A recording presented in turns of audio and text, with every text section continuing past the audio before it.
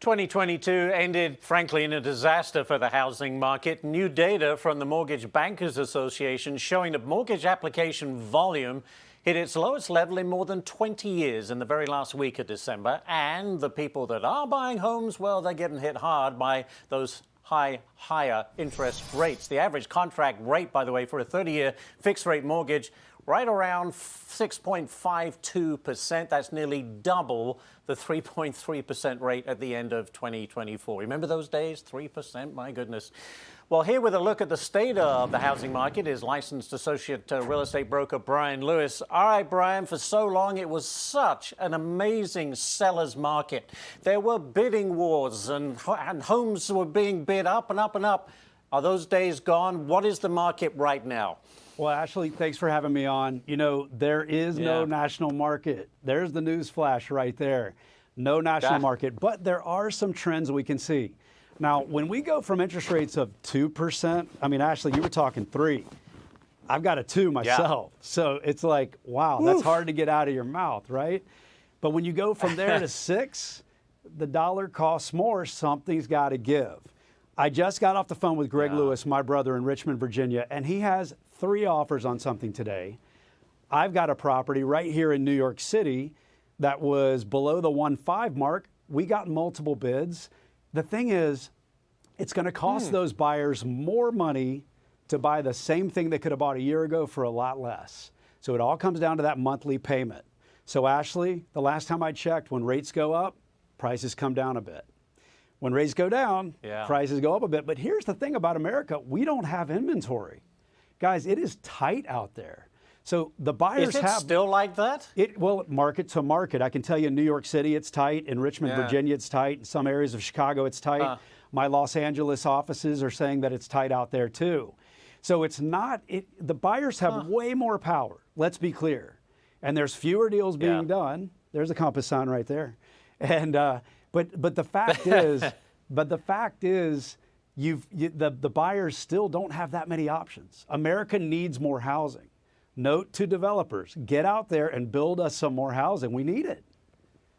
Because the alternative, we've seen Ashley, that alternative is renting, guys. And the last time I checked, rents are going up and up and up.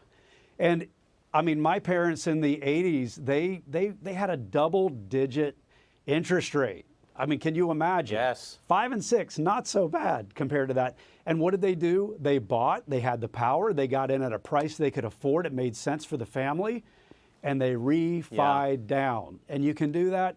And the smart banks right now are offering products, and they're saying, we'll give you a refi in the next 2 years without charge. They're going to waive some fees. So banks have to be creative. Right. Brian, let me say this. I got to this country in 1982, a mortgage of around 13, 14%, thought we got a steal. That's right. How high it was in those days. So when you say 2%, it just boggles the mind. I want to ask you about, we saw a big shift of people during the pandemic coming out of the big cities, looking for those homes with a home office. Texas, Tennessee, Florida really were the very hot markets.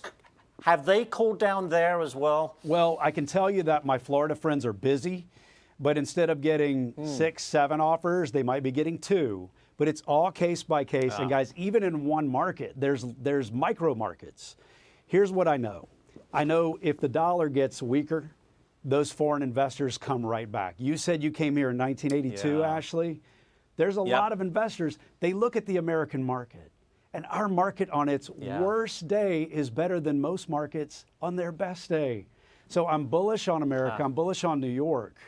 And I think that foreign dollar is going to come right back. Absolutely.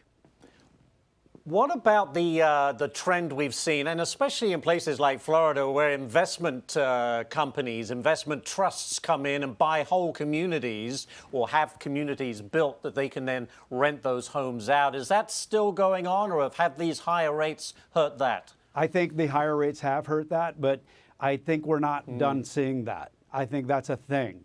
Now, I'm big on the families and the people buying the homes they need.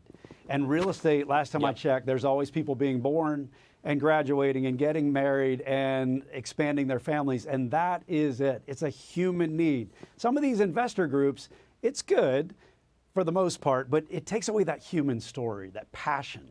And I think that housing is a passionate human need. And that's why I just feel like, you know, if you can get an opportunity and you're a buyer and you're in a market where you can get a good price, you're never going to time the market right. Get in there. If it makes sense for your life, do it. You can always refi. Absolutely. Right. I love your optimism and energy. Brian Lewis, great stuff. Thank you for joining us today Ashley, to give us thanks a lot. the lowdown. I appreciate it. Thank you in the housing market.